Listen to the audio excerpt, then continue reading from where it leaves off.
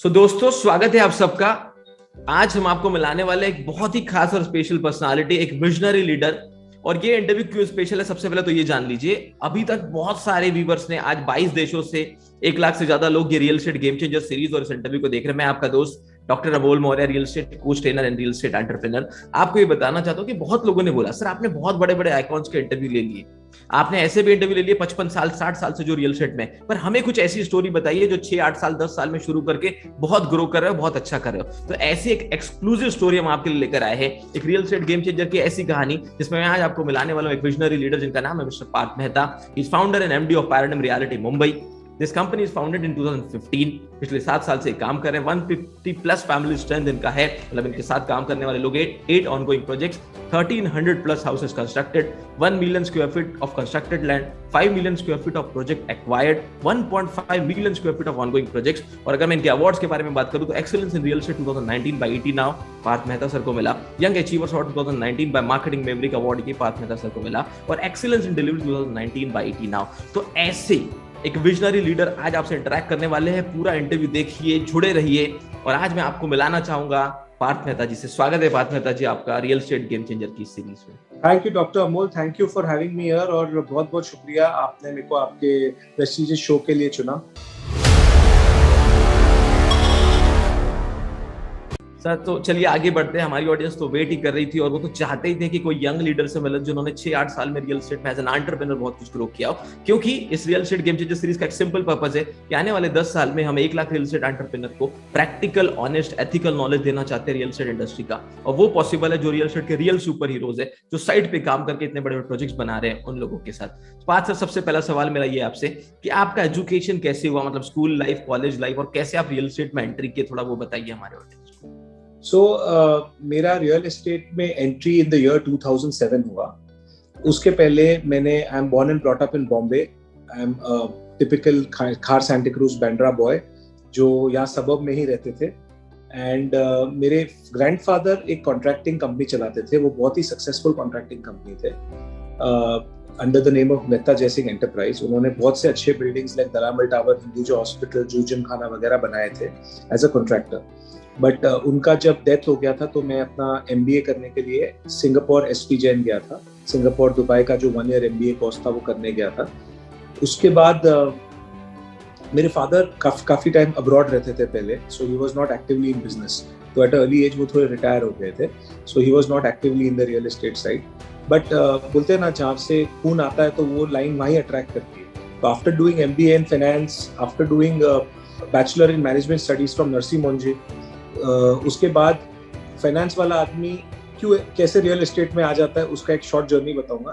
तो मैंने बिटवीन मेरा bachelor in management studies Narsi Monjee and MBA के पहले 1-1.5 साल सिटी बैंक में काम किया एज अ रिसर्च एनालिस्ट।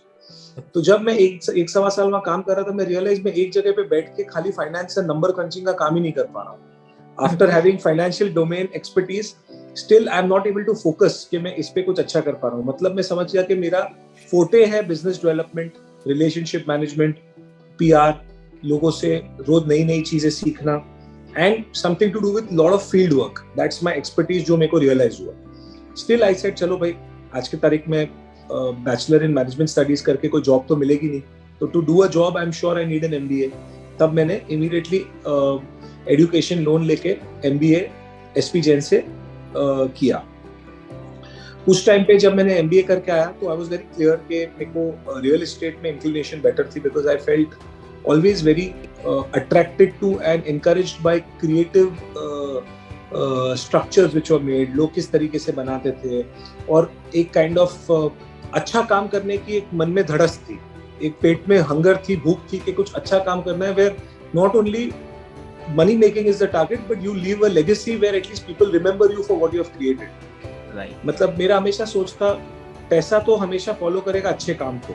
हम खाली पैसे को फॉलो करेंगे और काम पे फोकस नहीं करेंगे तो वो शॉर्ट टर्म 2020 जैसा हो गया, जो मजा नहीं आएगा। अगर अपने को नेक्स्ट 30 years 40 years एक फील्ड में रहना है, अगर आपको एक बिजनेस में काम करना है, तो your intent and integrity should be very clear of doing good valuable work which helps the society overall. And in that spree, money making will always happen. Right. तो मैंने उस टाइम पे एक सक्सेसफुल कंपनी वाधवा ग्रुप थी, वहाँ तभी mister Sanjay Chhabria उधर काम करते थे, तो उन्होंने मेरे को मेरी लाइफ का पहला जॉब दिया, तो he was one of the promoters that time. तो वहाँ पे मेरे को लकीली वो कंपनी में 4 साल ऐसा एक्सपीरियंस मिला कि मेरे को हर काम करने मिला under the leadership of mister Vijay Wadhwa and mister Sanjay Chhabria, जो आज बॉम्बे में वाधवा ग्रुप इज काफी नामचीन कंपनी है।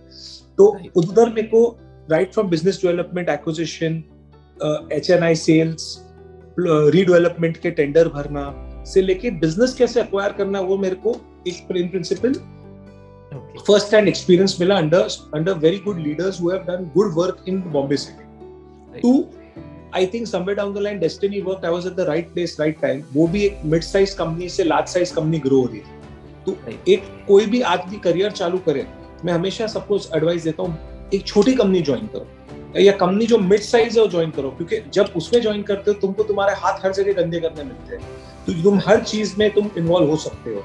वहां पे तुमको बोला नहीं जाता तुमको क्या करना है। इनफैक्ट तुम आके सामने जब कोई भी मिड साइज या स्मॉल एंटरप्रेन्योर को बोलोगे मैं तुम्हारे लिए ये कर सकता हूँ, तुमको उतनी सारी चीजें करने देगा। तो सब यंगस्टर्स को मेरा एक ही मैसेज है कि लर्निंग पे ध्यान पहले करिए, बाद में अर्निंग पे ध्यान दीजिए। हम अगर खाली सैलरी गिरेंगे और अर्निंग देखेंगे कि भाई EMI भरना है, ये खर्चे करने वो करना, तो लर्निंग नहीं होगी। अगर हम अपने आप को एक डेटाबेस की तरह बना देंगे कि भाई हर चीज में, लोग बोलते हैं कि be master of one and jack of none. No, don't be jack of all, be master of one. मैं बोलता हूँ today's time be jack of all, then you can master in what you need to do. जब तक तुमको सारी चीजें समझ नहीं आती है, आई डोंट थिंक सो तुम कहाँ मास्टर हो सकते हो। सो ये मेरी जर्नी रही है, where I was working after my MBA I joined Wadhwa group. वहाँ मैंने 4 साल बिताए। वो मेरी लाइफ का आई थिंक सबसे बड़ा PhD है, MBA है, कि वहाँ पे मेरे को प्रैक्टिकल जो सीखने मिला, कैसे बिल्डिंग बनाते हैं, कैसे नेगोशिएशन करते हैं, कैसे माल बेचते हैं, कैसे परमिशन लाते हैं, कैसे डिजाइन करते हैं, कैसे प्रोडक्ट को राइट तरीके से पोजिशनिंग करते हैं, वो सारी चीजें मेरे को वहाँ सीखने मिली। Super, thank you so much for such a deep answer. और बहुत सारी चीजें हमारी ऑडियंस को इससे सीखने मिल रही है, मैं जानता हूँ, क्योंकि इतने अच्छे पॉइंट्स आपने बताए। मैं आगे बढ़ता हूँ, ये पूछना चाहूंगा कि पैराडाइम रियलिटी के बारे में हम तो जो जानते हैं वो है गूगल पे जो अवेलेबल है, जो प्रोजेक्ट्स हमें दिखे, पर हम आपसे जानना चाहते हैं कि अब पैराडाइम रियलिटी क्या कर रहे हैं, आगे के क्या प्रोजेक्ट्स, तो थोड़ा डिटेल में बताइए। So I'll start कि 2015 अगस्त में हमने पैराडाइम रियलिटी की लीव डाली थी। हम लोग बहुत ही छोटी कंपनी थे। हमने एक रेंट पे 1000 स्क्वायर फीट की ऑफिस ली। हम लोग 4 जन थे, जो मेरे टीम में जुड़े उस टाइम पे। हमने एकदम बेसिक से स्टार्ट किया, बट सोच बहुत क्लियर थी कि क्या करना और क्या नहीं करना है। तो we were very very clear about one thing कि हमको एक अच्छी कंपनी बनानी है जिसमें कोई जात का ज्यादा लेवरेज नहीं रहे, ज्यादा डेट नहीं रहे। जो काफी हमारे से बड़े डेवलपर्स ने गलती की थी, वो गलतियां हम ना करें, कि भाई हम लोग एक अपना निश बनाए मार्केट में कि कोई हमारे साथ क्यों काम करना चाहता है। सो उस टाइम पे हमने दो प्रोजेक्ट स्टार्टिंग में लिए। एक सैंटा क्रूज में हमने एक रीडेवलपमेंट लिया था, जो हमने 18 महीने में खत्म किया, which was fast and very good product. उस टाइम पे हमने 2 और प्रोजेक्ट लिए थे। खार में हमने एक 50 अपार्टमेंट्स का mix commercial and residential use का मेन खार एसवी रोड पे 1/2 एकड़ का प्लॉट लिया था, एंड बोरीवली में 2 एकर्स का एक रीडेवलपमेंट प्लम SRA प्रोजेक्ट लिया था। तो हमारे पास 2-3 काम थे जिसमें हमको लगा कि अगर हम ये काम अच्छे से टर्न अराउंड करें एंड एक बेहतरीन प्रोडक्ट बनाए, तो आई थिंक कंपनी को एक अच्छी फुटिंग मिल जाती है इन 2-3 डिफरेंट मार्केट्स। तो हमारी स्टार्ट वहां से हुई। 3-4 जन से टीम बढ़ते रही, 2-3 ऑफिसेस बनाए। पहले हम हमारे प्राइवेट इन्वेस्टर्स के फंड से काम करते थे, फिर काफी बैंक और NBFC ने हमारा काम देख के सपोर्ट किया। तो हमको जो मच नीडेड पेट्रोल चाहिए था, वर्किंग कैपिटल चाहिए था, वो काफी बैंक्स एंड इंस्टीट्यूशंस ने सपोर्ट किया, क्योंकि उन्होंने हमारी इंटेंट देखी कि भाई हमने कभी कोई भी एक भी दिन बैंक का डिफॉल्ट नहीं किया, कोई भी डीले नहीं किया, सैलरीज डीले नहीं किए। We didn't take our cash flow for granted. हमने फोकस करके रखा कि भाई नहीं, बिल्डिंग भी काम पे होनी चाहिए और जो भी मार्केट के कमिटमेंट्स है वो भी ऑनर होने चाहिए। तो I think somewhere down the line our discipline and hygiene हमको काम लगा, एंड अच्छे lenders, banks and NBFC support करने लगे। उस तरीके से हमने 2-3-4 प्रोजेक्ट और लिए, and in the span of 6 years आज आपके सामने over 1600 flats delivered and over 250 people in the team is what we are sitting at right now, where with God's grace हमने बहुत अच्छी, we take lot of pride that हमने बहुत अच्छी mechanism, machinery बना के रखी है एज अ टीम, जो हर चीज को हैंडल कर पाता है। जैसे डिजाइन लेवल में हमारे पास अच्छे लोग हैं, अप्रूवल की अच्छी टीम इन हाउस है, हम टेनेंट्स या स्लम इवैक्यूएशन करते हैं उनकी टीम एक्सपर्टीज अलग है, बैंकिंग फंड रेजिंग की टीम अलग है, कंस्ट्रक्शन का हमारे पास बहुत अलग डोमेन नॉलेज है। So I take lot of pride that हमारी जो यंग टीम है which is so driven and so passionate that the vision that I have they are able to execute and implement it in the manner in which I look forward. So I see that हमारे साथ जो लोग जुड़े हैं उन लोग सब दूरदृष्टि वाले हैं। उन लोग समझते हैं कि कंपनी को आज से 10 साल बाद एक बड़ी कंपनी का हैसियत मिल सकता है, पौधा मिल सकता है, वो औहदे के लिए उन लोग जी जान लगा रहे हैं। सो मेरा नेक्स्ट है कि अच्छी कंपनियां अच्छे लीडरों से नहीं बनी है, अच्छी कंपनियां अच्छे फॉलोअर से बनी है। तुम्हारी टीम में कौन से लोग होते हैं जो तुम्हारे विजन को बैक करे और खाली ईमानदारी और हार्डवर्क करे, तो आई थिंक सारे गोल अचीव हो सकते हैं। बिकॉज ये बॉम्बे सिटी ऐसा है कि पैसे की कमी नहीं है, अच्छा प्रोडक्ट, अच्छी आइडिया और अच्छी कैपेबिलिटी तुम विजन को बैक कर सको, तो आई थिंक फंड रेजिंग या execution is not a big challenge. Thank you so much for sharing such a wonderful information. मैं अपने ऑडियंस को बताना चाहूंगा कि इन्होंने सिर्फ आंसर नहीं दिया है, इन्होंने आपको एक रोड मैप बता दिया है, एक स्टेप बाय स्टेप प्रोसेस बता दिया है कि as a real estate entrepreneur if you want to grow किन चीजों पे आपको काम करना है। और इतनी अच्छी क्लैरिटी थी इनके आंसर में कि आज 250 लोगों की टीम, दोस्तों एक बात को समझिए, अगर एग्रीकल्चर के बाद पूरे भारत में कोई सेक्टर है जो सबसे ज्यादा एम्प्लॉयमेंट जनरेट करता है वो रियल एस्टेट है। 250 लोगों की इन हाउस टीम, कम से कम 400-500 वेंडर्स, 5 से 10 हजार लेबर काम करते हैं। जब आप 1600 फ्लैट डिलीवर करते हैं, इतने लोगों को एम्प्लॉयमेंट देने का विजन जब किसी लीडर में होता है, तब जाकर वो विजन को टीम समझती है और फॉलोअर्स डेवलप करती है। आगे बढ़ेंगे, आपका इंस्पिरेशन, आपके लिए मेंटर या लीडर कौन रहा जिनसे आपने बहुत कुछ सीखा, और ये सब इतना इंस्पिरेशन, इतनी क्लैरिटी कहां से आई? कौन है आपके आइडल या आपके mentor? So I'll tell you, पहले मैं सेकंड पार्ट पहले आंसर करूंगा कि क्लैरिटी पहले से नहीं आई थी, हमने भी बहुत गलतियां की, हम भी सीखते रहे, हम जब बिल्डिंग बनाते रहे, हम जब काम करते रहे, डीलिंग करते रहे, हमारी भी बहुत एरर्स थी, मिस्टेक्स थी जाने अनजाने में, जो हमने कैपिटलाइज करके बिल्ट अपॉन किया कि भाई चलो पहले 2 प्रोजेक्ट में ये गलती हुई, आगे नहीं करेंगे। कोई भी परफेक्ट नहीं होता है डे 1 पे, लेकिन सोच अच्छी रहनी चाहिए कि तुमको अच्छा काम करना है। हमने भी कुछ चीजें बहुत समझी कि भाई हमने बिल्डिंग बनाते ही गलती रही, तो बिल्डिंग खत्म करने के बाद भी हमने वो गलतियां सुधारी। कहाँ पे छोटी से छोटी चीज के भाई हमने 300 फ्लैट डिलीवर किए, 5 फ्लैट में अगर पानी आया तो 2 साल बाद खत्म होने के बाद भी हमने एड्रेस किया, क्योंकि हम समझते हैं कि real estate business is not like a plant and machinery business में जहाँ आपने 1000 टोयोटा गाड़ी एक ही मोल्ड में निकाल दी मशीन में से और एक ही तरीके से दे दिया। It is a personalised business where lot of things are dependent on various human touch, human agencies. तो गलतियां होने वाली है, मिस्टेक्स होने वाली है।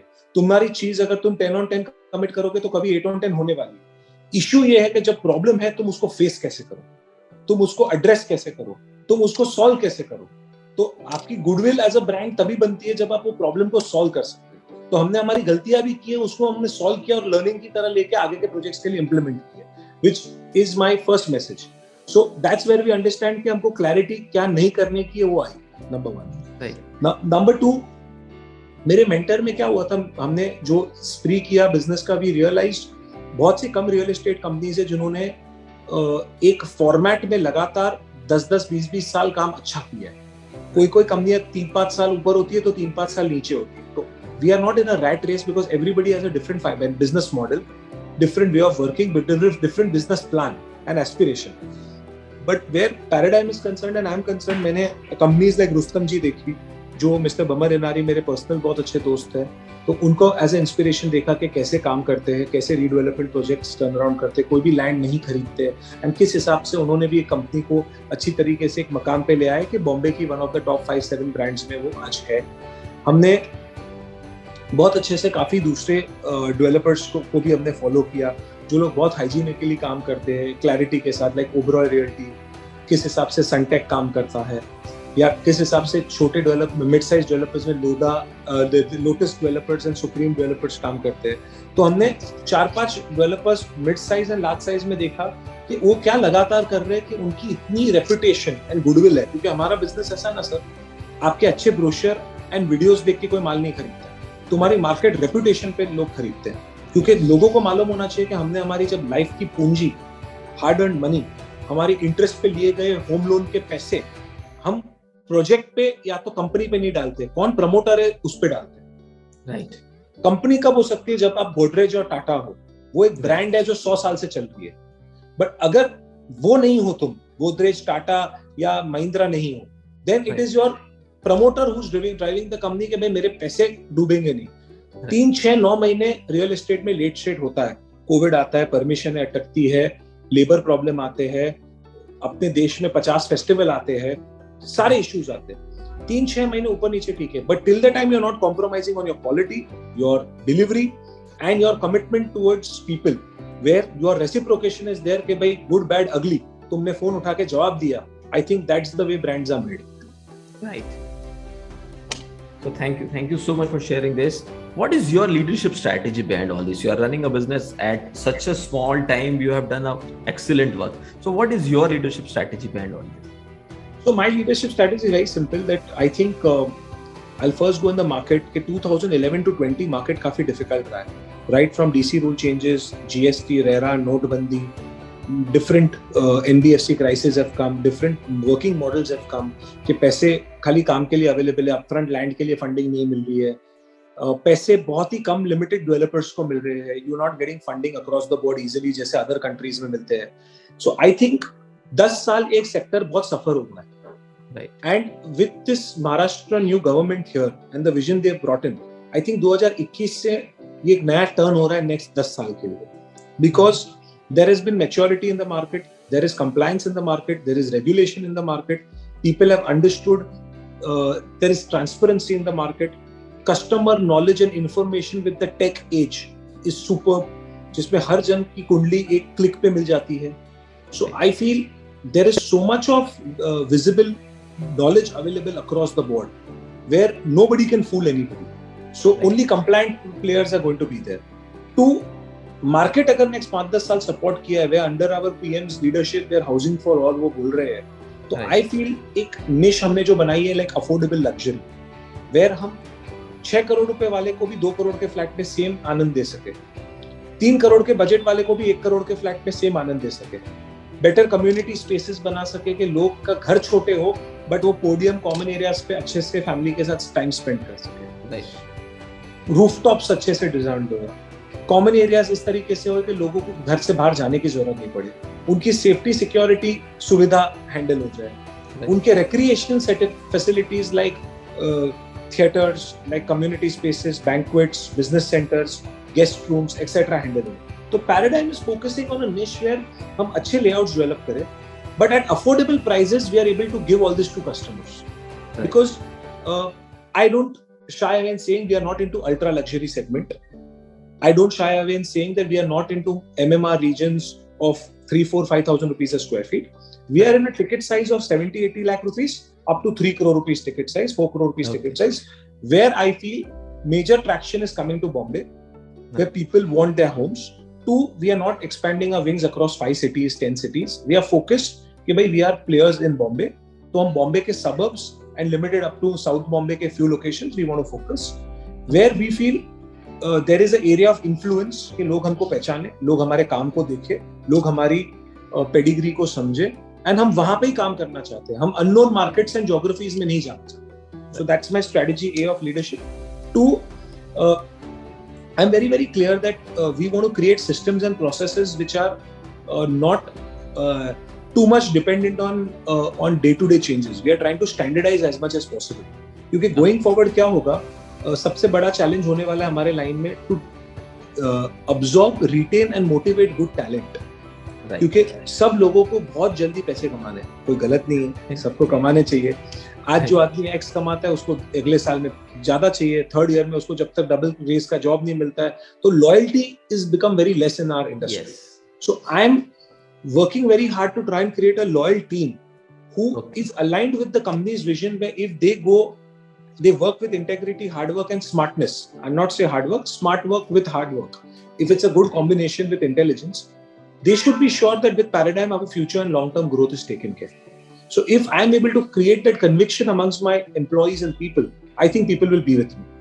And if assuming they go somewhere else, I'm very happy that someone else is taking care of them better than I can take care of.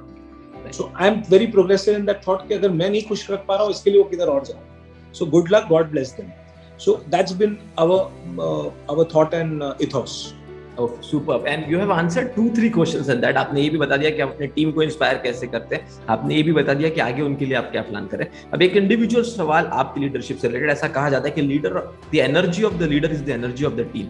अपने आप को इतना एनर्जेटिक रखने के लिए, पैशनेट रखने के लिए आप क्या रिचुअल फॉलो करते हैं? कोई सक्सेस हैबिट या मॉर्निंग का आपका रिचुअल क्या है? कैसे एक सीईओ अपने आप को मेंटेन रखता है, वो थोड़ा बताइए. So ये question में I'll not lie, but I'm not one of the very healthy bit where I'm not like a lot of other CEOs or leaders जो सवेरे 6 बजे 5 बजे उठ के सारी चीजें करें. मैं हर न्यू ईयर अपने आप को रेजोल्यूशन देता हूँ कि मैं ये साल करूंगा, लेकिन मैं नहीं कर पा रहा हूँ इससे. So I'll be very honest in saying I start my day 7:30. I ensure that at least thrice a week or 4 times a week I do 1 hour of walk or some exercise, at least 45 minutes a day. So it's I think very important to get your mental thoughts right. Yes. And to spend that me time. वो खुद का time किधर भी spend करना बहुत जरूरी. May not be a gym, it may not be a yoga, it can be anything. Walking on the road, walking on the treadmill, just doing some stretches in your terrace. जिसकी जो सुविधा available हो उसके हिसाब से. But that आधा पौना घंटा दिन में morning with yourself only, I think is very important to gather the entire day together. I basically start my work by between 9:30 10 in the morning, and evenings I try to wrap up by 8:39. Sometimes once twice a week I do till 10, but it's a basically 10 to 12 hour working schedule जो मैं मेरी office and घर बहुत बाजू में है, so I save lot of time on traveling. So that's I've been blessed that मेरा घर खाली 10 मिनट दूरी पे है from our head office, so my travel time is saved. So I'm able to put in major time in office hours. And I ensure that every 3-4 months I take good 4-5 days of holiday for personal time. हर 3-4 महीने किसी को भी एक break लेना 3 से 4 दिन बहुत जरूरी है. हर 6-8 महीने में एटलीस्ट 8-10 दिन का ब्रेक लेना बहुत जरूरी है. Because that's the time when you disconnect and you realise कि तुम क्या सही कर रहे हो, गलत कर रहे हो, या क्या तुम बेहतर कर सकते हो. And that personal time being out of Bombay is very important. Generally, I don't want to sound very old and novel for this, but it's very important to cut off from your mobile, etc. Also, once you're home after night 9:30, हम इतना digital world में घुस चुके हैं where हम बाजू में भी बैठे रहते, we are always on the phone.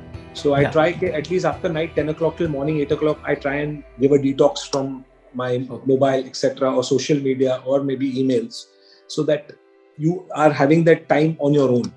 Whether it may be watching a TV, watching a movie, reading a book, or maybe hearing music or sitting with friends and spending some good time. But I think those things are very, very important to get your mental framework in sync. Thank you so much, Parth ji, for sharing this. And I want to tell our audience कि ये सब चीजें देखिए, ये एक schedule जो बन जाता है ना, यही आपके अंदर के उस लीडर को बाहर निकालता है. जैसे आप सब जानते हैं, I am already a real estate entrepreneur for last 15 years. We are running 3 companies. And this is my vision and this is my mission कि अगले 10 साल तक की रियल इन्फॉर्मेशन आप तक पहुंचे. नेक्स्ट सवाल एक आपसे ये पूछना चाहूंगा, वैसे तो आपने इसे कवर किया था कि बहुत सारी चीजें रियल एस्टेट में आ जाते हैं. कभी कोई ग्लोबल रीजन आ जाता है, मान लीजिए कोरोना की वजह से, कभी जीएसटी, कभी कोई लोकल लॉ है या कुछ है, या नोटबंदी या जीएसटी, कोई भी चीज का. तो आपके पास जब ये प्रॉब्लम आया पिछले कुछ सालों में, और आपको शुरू करके भी 6-7 ही साल हुए हैं, तो ये 2 साल ऐसे बीते, तो आपने कैसे उसे लिया? वो पॉजिटिव लिया, क्या इम्पैक्ट पड़ा, थोड़ा वो बताइए. सर एक बात आप समझ के चलिए, रियल एस्टेट लाइन ऐसा है, it's not standardised. There is lot of things dependent के गवर्नमेंट पॉलिसीज पे, lot of thing dependent on buyer mindset and buyer psychology. कि भाई एक ओवरऑल स्टॉक मार्केट अच्छा होता है तो हमारी मार्केट बाद में सुधरती है, ओवरऑल सब स्लो होता है तो घर becomes the last priority. But I think government has made a good bold interest rates curve किए हैं, परमिशंस जल्दी दिए हैं, चीजें को जिस तरीके से प्रोत्साहन मिलना चाहिए एक रियल एस्टेट को वो मिला है under this government. So we have realised that हम एक्सटर्नल फैक्टर्स को कंट्रोल नहीं कर सकते, बट हम हमारा रिएक्शन वो एक्सटर्नल फैक्टर्स के प्रति कंट्रोल कर सकते हैं. सो एग्जांपल, जब जीएसटी वगैरह आया, हमारे मार्जिन्स कम हुए, तो हमारे पास 2 ऑप्शन थे कि भाई हम हमारे मार्जिन्स पकड़ने के लिए माल लेट बेचे और प्रोजेक्ट थोड़ा डिले करे एक्सेट्रा, या प्रोजेक्ट टाइम पे खत्म करे और मार्जिन्स को किल करे. तो हमने उस टाइम मार्जिन्स को किल किया कैश फ्लो मैनेज करने के लिए, कि भाई हमने सोचा कि वो 500 या 1000 फ्लैट डिलीवर टाइम पे हो जाएगी तो आगे हम लोग को गुडविल मिलेगी. तो हमने शॉर्ट टर्म प्रॉफिट को त्याग दिया for long term hygiene and long term management. क्योंकि जब पॉलिसी चेंज होती है तो सेल्स स्लो हो जाता है, लोगों को समझने टाइम लगता है, कंफ्यूजन का माहौल रहता है. उस टाइम पे अगर तुमने तुम्हारी कंस्ट्रक्शन चालू रखी साइट पे, परमिशन से लिए, और तुमने प्रोग्रेस दिखाया, आई थिंक दैट्स द बिगेस्ट की. एंड वो हमने ऑन किया. That's the way we work. 2, जब कोविड आया तो हमारे पास चॉइसेस थे कि हमारे जो प्रोजेक्ट्स नियरिंग कंप्लीशन थे, हमने सोचा बेहतर प्राइस में बेचेंगे, रेडी करके बेचेंगे। नहीं, हमने कोविड में भी सस्ते में माल बेचा, कहाँ ना कहाँ कमाई वेफर थिन मार्जिन कर दी, बट कैश फ्लो मैनेज किए कि हमारा बैंक एक भी दिन डिले नहीं हुआ। हमने कोविड में एक भी जन को सैक नहीं किया एज अ ऑर्गेनाइजेशन। हमने एक भी इंस्टॉलमेंट में हम डिफॉल्ट नहीं हुए, या हमारी कोई बिल्डिंग बंद नहीं रही other than that 1-2 months of absolute lockdown. So unless I think you put your integrity and intent in place first, I think everything else falls rather. जब तुम्हारे मन में एक ठान लेते हो कि तुमने जिसका पैसा लिया है तुमको टाइम पे मकान बनाना है, या जिसने तुम्हारे पे विश्वास किया उसको तुमको डिलीवरी देनी है, तो आई थिंक सारे डिसीजंस उसके बाद अपने आप गिरने लगते हैं। That's what my belief has been. True. Thank you so much for sharing this in detail. और दोस्तों देखिए, मैं आपको बताना चाहूंगा, यही तो है फाइनेंशियल कैपिटल ऑफ इंडिया की खासियत, यही है मुंबई मेरी जान। इसके पहले हमने आपके सामने एक मुंबई से इंटरव्यू लेकर आए थे अजमेरा रियल्टी के सीईओ धवल अजमेरा जी का, वो भी एक बहुत शानदार इंटरव्यू था। और आज पार्थ मेहता जी भी इतनी अच्छी बातें हमारे साथ शेयर करें कि एज रियल एस्टेट एंटरप्रेन्योर आप कोई भी रोल प्ले करो, आज आप एक एडवाइजर हो, एक मार्केटिंग एजेंसी के ओनर हो, एक इन्वेस्टर हो, एक डेवलपर हो, एक बिल्डर हो, ये इंटरव्यू सबके काम आने वाला, इतनी अच्छी चीजें आप तक पहुंच रही है। मेरा नेक्स्ट सवाल शॉर्ट में, अब मैं आपसे आंसर फटाफट चाहूंगा कि कोई एक ऐसी बुक आप सजेस्ट करना चाहेंगे हमारी ऑडियंस को कि जो उसने आपकी जिंदगी को बदल दिया, रियल एस्टेट से रिलेटेड हो ना हो, कोई फर्क नहीं पड़ता, कोई बुक जो आपको बहुत पसंद है? So I think the Blue Ocean Strategy is a very good book which I feel a lot of entrepreneurs should read, and there is a book called Good to Great where good companies, how they have been from average companies to good companies and great companies. I think that's a great book that I feel I personally read. I'm not a very avid reader, but I do that too. मैं ये feedback दूंगा, जो लोगों को ज्यादा reading भी नहीं पसंद है, YouTube में बहुत से इंस्पिरेशनल वीडियोस एंड ब्लॉग्स आते हैं ऑफ वेरी गुड पीपल। जैसे मैं फॉलो करता हूँ कुछ लोगों को, उन्होंने कैसे काम किया है, उनकी जर्नी कैसे रही है, उन्होंने अप्स एंड डाउन्स के साइकिल कैसे देखे हैं। तो जिसको रीडिंग का शौक नहीं है वो यूट्यूब में ये सबके वीडियोस भी देख सकते हैं। I think that's a great thing. उसमें प्लस पॉइंट क्या, you not only get your interest, जो भी सब्जेक्ट हो आपका interest, whether it's architecture, whether it is real estate development, और whether it is sales related, whether it's motivation related और leadership related, ये subjects YouTube में आप गूगल करोगे, इतने यूट्यूब में आते हैं where you see lot of international outlook also, not only domestic outlook. So जब वो व्लॉग्स आप जब ट्रैवल कर रहे हो या घर पे बैठे हो टीवी पे देख रहे हो या स्मार्टफोन पे देख रहे हो, your thought process starts changing कि लोग इस तरीके से सोच सकते हैं। हमारी सबसे बड़ी तकलीफ क्या है, हमने हमारा माइंड कैप किया हो सकता है कि हम इससे आगे कर नहीं सकते, यही हो सकता है। बट हमारी माइंड में इतनी शक्ति है कि अगर हम उसको ओपन कर दे और हम एक बाधा या रोड ब्लॉक नहीं डाले कि हम इससे आगे नहीं कर सकते, तो आप बिलीव करिए हर एक आदमी अपने कैपेसिटी में जो वो चाहता है वो उस तरीके में काम करेगा, तो आज नहीं तो इवेंचुअली 10 साल में वो चीज पे जरूर पहुंचेगा। Yes, thank you so much for sharing. एक ऐसी चीज हम आपसे सुनना चाहेंगे जो अभी तक आपकी लाइफ में कभी घटी, तो ये रियल स्टोरी जो आपके, जब आप अपने पेरेंट्स से, ग्रैंड पेरेंट्स से सीख रहे थे या आपके वर्क में, एक इमोशनल स्टोरी जो आपको कनेक्ट करती हो रियल एस्टेट के बिजनेस से, कभी हुआ, या कोई क्लाइंट को हैंडल कर रहे थे, या कोई लैंड एक्विजिशन या रीडेवलपमेंट के प्रोजेक्ट पे कुछ ऐसा हुआ जिससे आपको बहुत कुछ सीखने मिला, ऐसा कुछ? सो अमोल जी, ऐसे काफी एपिसोड्स रहे वेयर आप एज ए डेवलपर अपना IQ छोड़ के EQ से काफी कॉल लेना चालू कर देते हो, where you start listening to your heart more. So in our delivery experience we have faced many a times challenges where लोग अपना घर लेना चाहते हैं but because of multiple reasons of problems, job के issues वगैरह, वो नहीं ले पाते।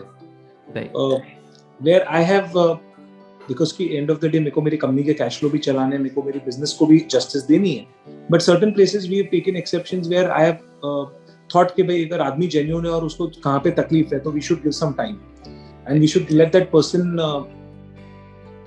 do needful if the intent is right, and उसको थोड़ा समय चाहिए, क्योंकि क्या होता है, घर एक ऐसी चीज है वो आदमी के बहुत सोच एंड मेंटल स्टेट को बहुत अफेक्ट करता है, बिकॉज उसके लिए उसकी फैमिली का कमिटमेंट, वाइफ का कमिटमेंट, फादर मदर का कमिटमेंट, सब उस पर जुड़ा है।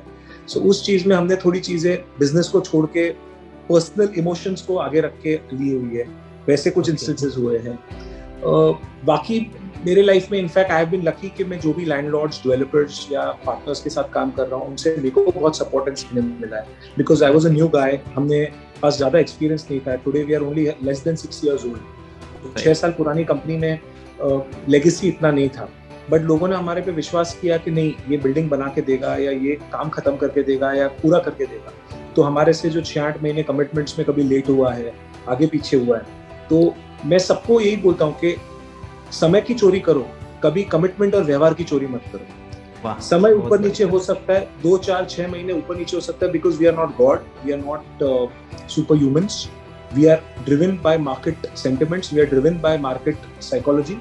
तो उसके कारण हमारी चीजें आगे पीछे होता है, बट जो बोला गया है try to adhere it as much as possible, because long run में जो लोग तुम्हारे से परिचित रहे वही तुमको नया काम देंगे, उनके रेफरेंसेस से ही नया काम आना है। तुम्हारे पास एक मार्केटिंग या मीडिया साधन एक तरीके से एनेबलर है, but eventually your reputation and your goodwill is going to supersede all of that. So whatever you commit, एक तो सोच के करिए, और अगर करते हो तो let's try to honour it. हमने बहुत हार्ड वे ये सब सीखा हुआ है, so that I can share with my friends. Thank you so much for sharing all the learnings of your hard way. मैं आगे बढ़ूंगा कुछ टेक्निकल चीजों की तरफ, जिसकी जल्दी आंसर हम आपसे चाहेंगे कि रियल एस्टेट में मार्केटिंग क्या रोल प्ले करता है, और आपको क्या लगता है कि बदलते समय के साथ रियल एस्टेट में मार्केटिंग का क्या है? I think marketing, like any other businesses, marketing plays an important role. Product जितना भी अच्छा हो, जब तक तुम लोगों को पहुंच नहीं पाओ या लोगों को अवेयरनेस नहीं दे पाओ, तो प्रोडक्ट की वैल्यू कभी क्रिएट नहीं होती।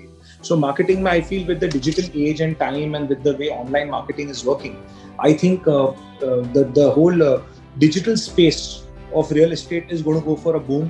रोज नए apps आ रहे हैं।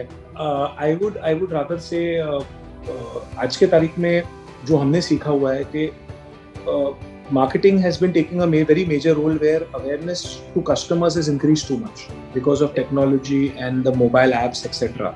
So I feel this is going to go higher and higher. Print media and all the other mediums are definitely going to take a backseat, because लोगों के पास attention span बहुत कम हो गया। तुम वो 30 seconds 60 seconds में first level of interest कैसे जाग सकते हो, that has become the biggest challenge। जिसमें लोगों को तुम भीड़ में से how can you get a class out of mass, right? That has become very difficult challenge, which we are also trying to crack every day, right? That how better we can sell and generate business. So I think that's the way marketing is going to look at. Two, I think today's time, with the way knowledge and information is, the biggest hero is your site performance. Yes. तुम्हारी site की progress, तुम 2 add कम करोगे but site पे 100 जन के जगह 200 जन काम करते होंगे, तो वो तुम्हारा मार्केटिंग है, राइट? तुम्हारा हमने बहुत एक छोटा चीज चालू किया था 2016 में, जो मैं बताना चाहूंगा, जो किसी ने नहीं चालू किया। As a first generation developer मेरे पास क्या काम किया था, हमारे पास था नहीं, लेकिन हमने वो टाइम से 2 प्रोजेक्ट 3 प्रोजेक्ट से हर महीने कंस्ट्रक्शन अपडेट का वीडियो बनाते थे कि भाई हर हफ्ते बैंकर, कस्टमर, वेंडर, सप्लायर, जो हमारे नेटवर्क में थे, सबको एक व्हाट्सएप या तो मेल जाता था कंस्ट्रक्शन अपडेट। होता क्या था, भले वो मेरा बायर नहीं है, लेकिन उसको इन्फॉर्मेशन जाता था कि ये हर महीना प्रोग्रेस कर रहा है, राइट? उनका चीज क्या है। सिमिलरली हमारा सोच क्या था हमेशा, we are never not a public listed company as of now, but 2016 से we prepare a annual report every month, every year, जो हर मार्च, April every year we used to publish, giving insight about what the company has done in the entire year. Financials, sales कितना किया, year on year growth कितना रहा, year on year construction कितना ज्यादा किया, year on year घर कितने deliver किए। I think all that helps in creating lot of confidence in the buyers mind. जो हमने किए, तो ये सब छोटे स्टेप्स है। हर कंपनी को अपने अंदर झांकना है कि कौन सी चीजें तुम्हारी जो तुम उछालना चाहते हो, तुम्हारी यूएसपी क्या है। हमने सैंपल फ्लैट्स बनाते थे जिसमें हम कभी भी शो फ्लैट नहीं बनाते थे, हम वो डालते थे जो हम एक्चुअल लोगों को दे रहे थे in terms of civil items, finishings etcetera. तो लोगों को क्या हम बताते थे कि यही आपको फ्लोरिंग मिलेगा, ये बाथरूम फिटिंग मिलेगा, ये वॉल मिलेगा, ये विंडो मिलेगा, बट ये काइंड ऑफ इंटीरियर आप बना सकते हो अपने घर में, right? So your communication was more honest and earnest, दोनों। Right. Super. Thank you so much for informing that. Now we'll move towards the most important department, backbone of company कहा जाता है सेल्स। मैं सिर्फ ये पूछना चाहूंगा कि आपका सेल्स का मॉडल कैसा है? क्या आपके एम्प्लॉय सेल्स करते हैं? क्या आपके लिए चैनल पार्टनर सेल करते हैं? क्या कोई हाइब्रिड मॉडल है जिसमें एम्प्लॉय एंड चैनल पार्टनर मिल के लिए आपके सेल्स करते हैं? So as a paradigm, out of 270 people, we have about 80-90 people in sales and CRM. We have an in-house team full-fledged available where customer sales, collection, marketing, online, digital, we do in-house. लेकिन जैसे हम हर last year we did about more than 800 apartments of sale.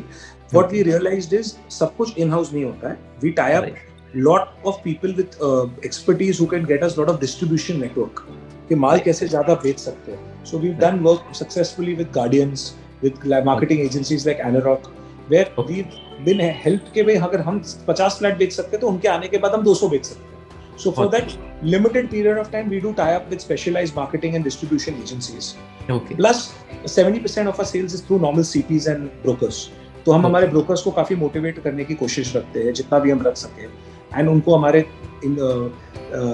Company के तरफ loyalty लाने के हिसाब से हम उनको मोटिवेटेड करके रखते हैं, उनका अटेंशन हम रखने की कोशिश करते हैं, so that that top performer people give us a priority compared to other 10 developers. वो हम ट्राई करते हैं. We are not very active in marketing space or in terms of hoardings, etc. digital. It's case to case. Launch time पे हम ज़्यादा करते हैं marketing. अच्छा. We believe in more of localized way of trying to promote business through brokers and through word of mouth. So that's been our strategy for sales. Thank you so much. Management का क्या role होता है एक real estate organisation में? Decision making सबसे important माना जाता है, तो मैनेजमेंट का क्या रोल आपके हिसाब से एक कंपनी में होता है? See, I think there are three folds to it. Every successful organization has to have their strategy in place of what they are trying to do. You cannot do everything. You cannot try to chew everything. You cannot be everywhere. You need to select your focus areas कि आप क्या कर सकते हो. So a good strong management first, if it's in sync with the vision of the company, तो they will design a plan कि भाई ये साल हमको ये करना है, ये चैलेंजेस को इस तरीके से करना है, या ये साल में हमारे 3 डिलीवरी है 4 डिलीवरी है तो उनको जल्दी डिलीवर करके कैसे कैश फ्लो खड़ा करना है. So as management, your key strategy is very, very important, which they derive. Two, along with management, I think second in line is equally important, who execute the strategies. Because eventually क्या है, drawing board पे and budgeting में सब कुछ बहुत अच्छा लगता है. Everything looks very glamorous. But उसको जब execute करने जाते हो तो चीजें उस तरीके से execute नहीं हुए तो भी problem. So the vision which is there in the management, how they're able to dream run and execute it, it's like a relay race. Everybody has to pass the buck to the next person properly. अगर design वाला approval वाले से नहीं लेगा तो construction सफर करेगा. Funding construction की होगी नहीं और सेल्स वाला बेचेगा तो कलेक्शन नहीं होगा. So I think every department is intertwined where each one has to play their own role in whatever the best way they can. Thank you so much for such a wonderful answer. Now we'll move towards the common platform of real estate. कि real estate में आगे आपको क्या opportunities और क्या challenges दिख रहे हैं? स्पेशली अगर मैं बात करूं मुंबई मार्केट की, तो आगे क्या अपॉर्चुनिटीज और क्या चैलेंजेस दिख रहे हैं? आई थिंक बॉम्बे मार्केट एक समुद्र जैसा है. आप कितना पानी ले सकते हो समुद्र में से, वो तुम्हारी कैपेबिलिटी के ऊपर है. Right from a small developer जो एक दो छोटे रीडेवलपमेंट करते हैं, to a mid size company like ours जो एक लार्जर स्केल कर सकता है, to corporate companies like the Adanis, Godrejes and Mahindras of the world, Shapoorjis of the world, who've got so much available. I think going forward, I feel next 5-10 years, I'm extremely bullish, especially on Mumbai. I think with the rate of interest coming down and the way government has been giving SOPs and FSI benefits to developers, it's going to be a competitive market where rates are going to be affordable at all stage. 3, I'm very excited for the way metro and the way infrastructure development is there. So right from Navi Mumbai to extended suburb, everything is going to be so well connected that I think price parity is going to come across everywhere. So हर एक locality अपने तरीके से एक micro शहर बस जाएगा. So I think that's the way a good suburb or a city is dwelled. And in this, I see a lot of growth for a company like Paradigm, who wants to do good scale work in a timely manner and sell at affordable rate. So I think the system support is there. Now it is our capability and execution ability that हम वो system को कितना हम लोग perform कर पाते हैं. That's entirely on our management's capability.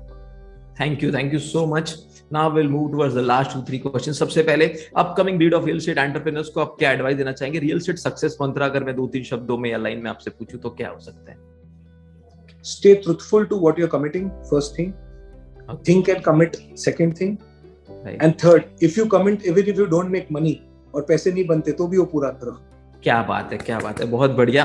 चलिए मैं पूछना चाहूंगा, एक बहुत इंपॉर्टेंट रोल रियल एस्टेट में अब होता जा रहा है ट्रेनिंग एंड कोचिंग का। और as a real estate entrepreneur, as a CEO जब हम रिक्रूट करते हैं, हमें ऐसा कोई, जैसे किसी को इंजीनियर हायर करना हो, आईटी कंपनी डालनी हो, तो आपके पास ऑप्शन है।